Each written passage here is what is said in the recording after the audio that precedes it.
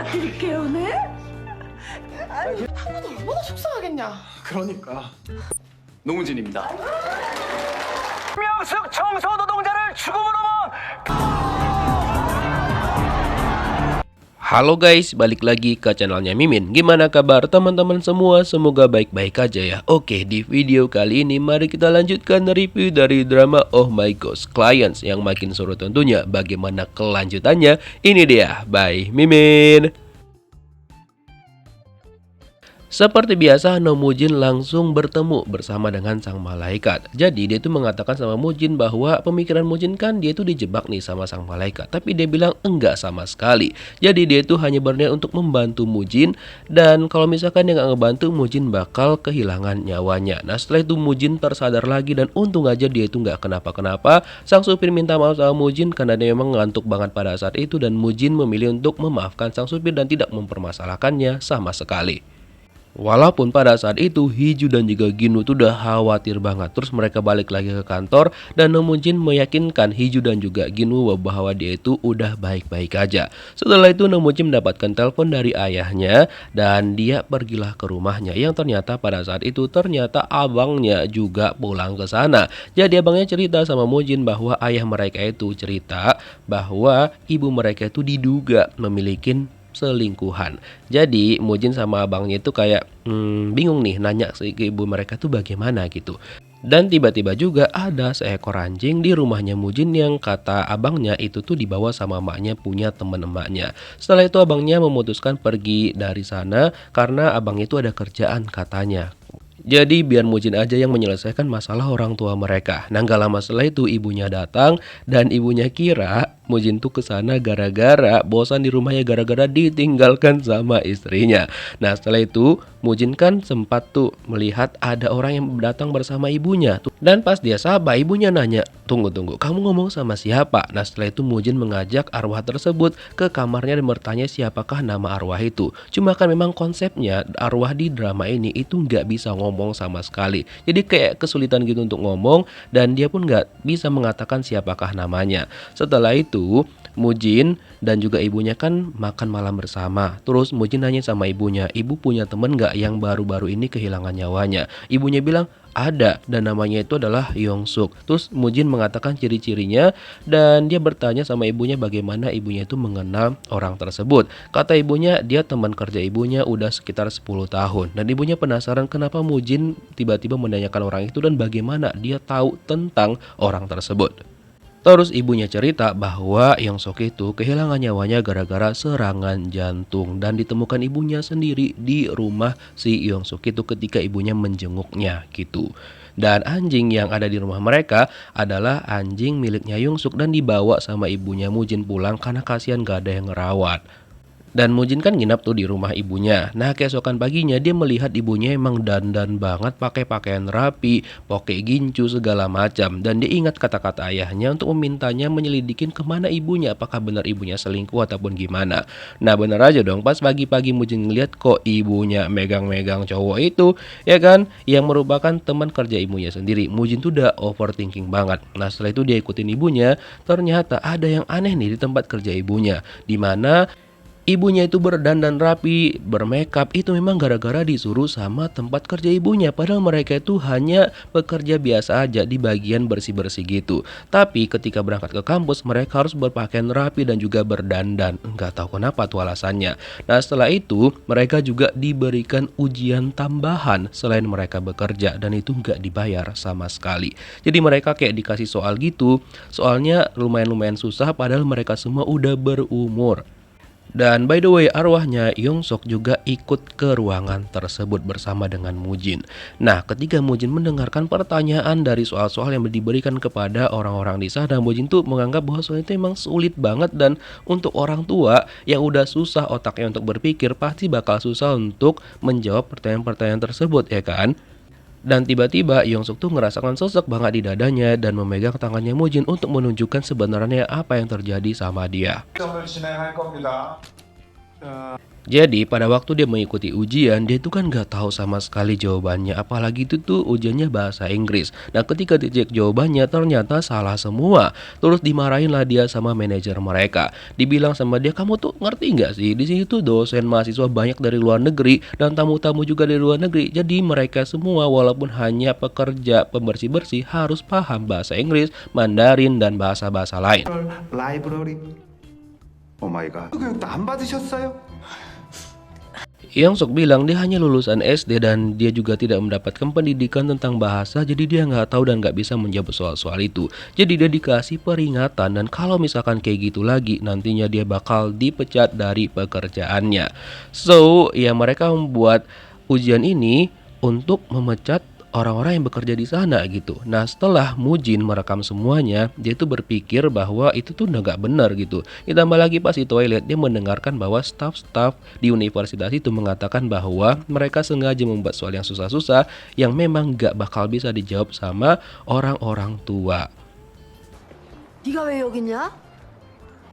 Setelah ujiannya selesai, Nong Mujin menemui ibunya dan mengajak ibunya untuk ngopi bersama. Ibunya senang banget karena Mujin belum pernah mengajak ibunya ke tempat seperti ini, tambah lagi kopinya cukup enak. Dan ibunya juga cerita bahwa biasanya istri Mujin yang sering mengajak ibunya jalan-jalan ke gunung, ke kafe, dan juga ke tempat-tempat yang estetik.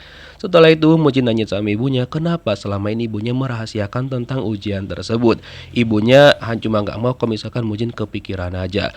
Dan ketika ibunya itu lagi banyak berpikir, ibunya juga merasakan sesak banget di dadanya dan ibunya cerita bahwa ketika itu juga ada yang dipecat yang bernama Ibu Park karena dia nggak masuk dan juga nggak ikut ujian. Jadinya dia dipecat padahal dia itu lagi ada kemalangan dan juga udah izin. Tapi manajer mereka nggak peduli sama sekali dan langsung memecat Ibu Park ini. Nah gara-gara itulah semua mereka itu kayak khawatir banget kalau misalkan nggak bisa ujian ataupun nggak bisa menjawab ujian dengan benar. Makanya Yongsuk itu kayak berusaha keras banget untuk menghafal dan juga belajar karena kalau misalkan dia itu gagal, dia bakal dipecat dari pekerjaannya. Itu yang dia sampaikan sama ibunya Mujin. Makanya ibunya Mujin tuh berusaha untuk mengajarin Yongsuk biar dia setidaknya bisa menjawab ujian-ujian itu dan juga mencoba untuk menghibur Yongsuk agar dia tidak terlalu memikirkan itu terlalu keras gitu loh. Tapi setiap hari ketika jam istirahat Yongsuk tetap menghafal. Dan mereka juga berkumpul bersama di jam istirahat. Dan salah satu di antara mereka, si bapak ini, dia kan memberikan kisi-kisi juga tuh sama mereka kira-kira apa sih yang mau keluar. Nah dia kasihlah kisi-kisi sama mereka dan itu cukup panjang, di mana mereka harus menghafalkan lagu dari universitas tersebut. Dan ya bagi Yongsuk yang susah banget mengingat karena usianya, jadi dia itu mengalami kesulitan tentang hal itu. Bahkan ketika mereka lagi bekerja itu pucat banget dan ditanya sama ibu Mujin untuk jangan memaksakan diri. Tapi dia tetap bilang bahwa ya ini semua demi dia tetap bisa bekerja di sana. Nah gara-gara itulah semuanya. 그러게 오늘도 안 나오셨네. Hingga beberapa hari setelahnya, Yongsuk itu nggak masuk kerja. Jadi ibunya Mujin khawatir banget. Nah setelah pulang kerja malamnya dia bersama satu orang pergi ke sana untuk mengecek keadaannya Yongsuk. Terus pas mereka masuk ada bau tidak sedap di rumah itu. Dan ketika dia cek ke kamarnya Yongsuk, Yongsuk tuh dalam keadaan kayak gini. Dan ketika dibangunkan sama ibunya Mujin, dia nggak bergerak sama sekali, tubuhnya udah kaku dan juga mukanya udah pucat. Dia disitulah kehilangan nyawanya. Jadi menurut Mujin kemungkinan besar Yongsuk tuh kehilangan nyawanya gara-gara stres, gara-gara dipaksa mengikuti ujian yang di luar pekerjaan mereka. Dan Mujin menjelaskan sama ibunya dia mendapatkan informasi-informasi tentang Yongsuk ya karena ada informan yang gak bisa dia kasih tahu. Dan dia bakal mengulik kasus itu karena dia adalah pengacara untuk tenaga kerja. 학교에서 미화원들한테 왜 시험을 보게 하는 거죠? Setelah itu, Mujin menyampaikan informasi yang dia peroleh kepada Hiju dan juga Ginwoo. Dan akhirnya mereka menyimpulkan bahwa ya orang-orang itu memang sengaja dibuat ujian seperti itu. Dan kalau misalkan gak ikut ujian maka mereka bakal kehilangan pekerjaannya. Karena kalau misalkan dipecat langsung, citra dari universitas itu bakal buruk dan juga mereka harus memberikan pesangon dong, ya kan? Dan karena mereka lagi emosi ini memikirkan kemungkinan-kemungkinan itu, Mujin bilang sama mereka, oke kita istirahat aja dulu, nanti setelah tenang kita pikirin lagi bagaimana caranya. Nah setelah itu Mujin mampir ke supermarket dekat kantornya dia. Terus dia ditraktir tuh bir sama kasir yang ada di sana. Jadi dia itu bilang sama Mujin itu dia traktir gara-gara Mujin tuh sempat ngebantuin dia. Terus dia juga cerita bahwa dia itu udah diterima di pekerjaan baru dan itu adalah hari terakhir dia bekerja di sana. Terus Mujin bilang, oke, sebagai gantinya dan juga merayakan pekerjaan barumu, dia bakal mentraktir dia untuk makan ayam dan juga minum bir. Dia seneng banget karena selama ini dia tuh nggak pernah melakukan hal itu karena dia sibuk memikirkan untuk berjuang untuk melanjutkan hidupnya. How so sad. 돌아가셨다고 들었습니다. Keesokan harinya Mujin dan juga rekan-rekannya itu bertanya sama manajer di kampus tersebut, manajer bekerjanya kan. Terus dia bilang, ya Yongsuk tuh kehilangan nyawanya gara-gara sakit jantung gitu. Pasti tanya sama Mujin, sakitnya apa ya katanya. Nah dia langsung gelagapan gak bisa menjawab pertanyaan itu. Dan Mujin langsung menyinggung tentang ujian kampus yang diberikan kepada pekerja-pekerja itu yang di luar jam kerja mereka dan bahkan gak dibayar. Nah gara-gara itu si manajernya ini bilang sama mereka, kalau misalkan kalian ini pengen mengulik itu dan juga memperburuk citra kampus, maka nantinya mereka bakal bisa membawa itu ke jalur hukum. Jadi mereka itu nggak suka kalau misalkan hal-hal tersebut itu selalu dibahas dan juga dikulik-kulik. Bahkan kesannya Mujin, Hiju dan juga Ginu itu kayak mendesak mereka dan juga menyalahkan mereka. So karena Bu Yongsuk ini tidak punya keluarga juga, jadi Mujin, Hiju dan juga Ginu memutuskan untuk mendekatin rekan-rekan kerjanya. Nah untuk Mujin, dia mendekatin si bapak ini, dia bertanya sebenarnya mereka itu gimana sih pas kerja. Jadi si bapak ini bilang ya mereka emang kadang-kadang ngantar sampah dan ketika mereka ngantar sampah itu nggak boleh terlihat sama staf universitas bahkan mahasiswa dan juga mahasiswinya. Pokoknya mereka harus cari jalannya walaupun itu jauh, ya mau nggak mau gitu.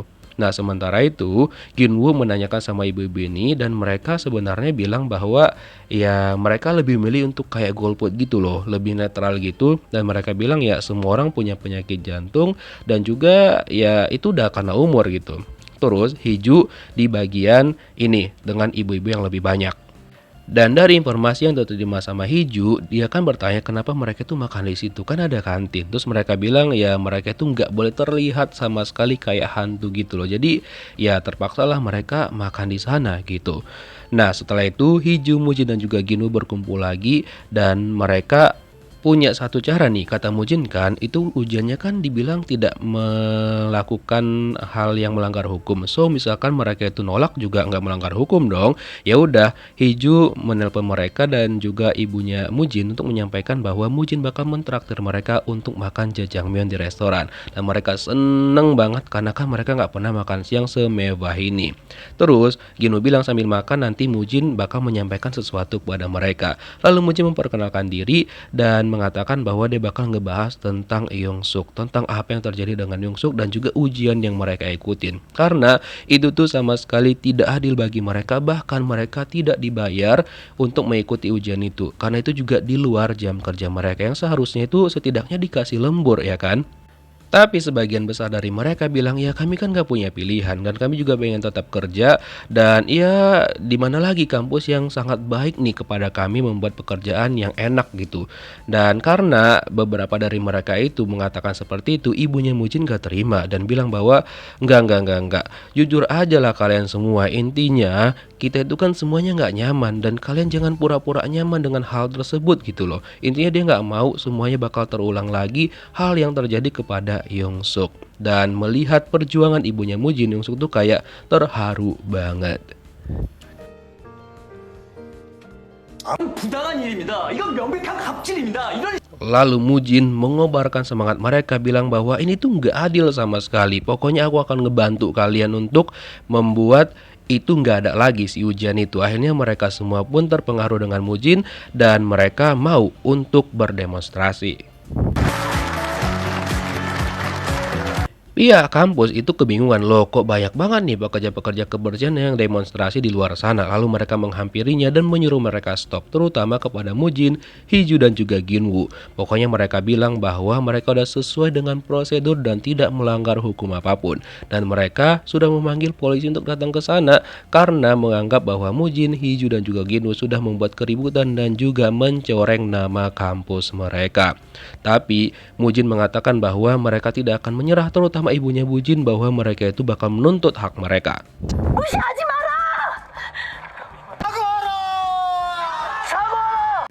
Namun pihak kampus mengatakan bahwa mereka tetap tidak terima dengan hal itu karena mereka ngerasa udah diinjak-injak dan juga Mujin dan juga yang lain itu nggak sopan banget sama mereka. Nah, nggak lama setelah itu datanglah polisi ke sana. Nah, semakin rusuhlah di tempat tersebut. Nah, ketika polisi datang dan juga bilang sama Mujin, Hiju dan juga Ginwoo bahwa Mujin ini bakal ditangkap gara-gara dia membuat kerusuhan. Terus Mujin bilang dia itu tidak menyalahi aturan sama sekali karena ada undang-undang yang mengatur tentang menyuarakan pendapat secara terbuka dan juga bebas berpendapat dong, dan juga bebas juga berdemonstrasi secara seperti itu.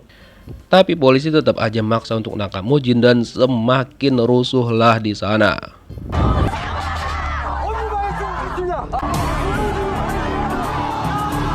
No Mujin sampai diangkat kayak gini.